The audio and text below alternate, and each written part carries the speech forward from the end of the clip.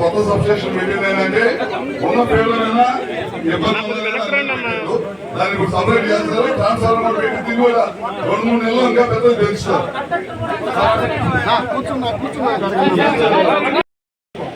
చెప్పలే ఏమైనా ఉత్సాహపడుతున్నారు.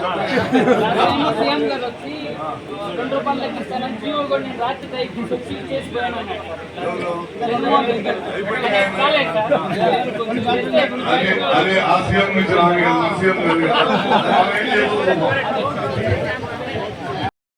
సబ్స్టేషన్స్ తండ్రిపై దానం కావాలని అడిగారు.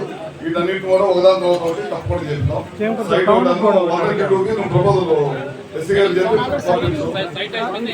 దాన్ని కూడా ఏం చేయాలో చూద్దాం.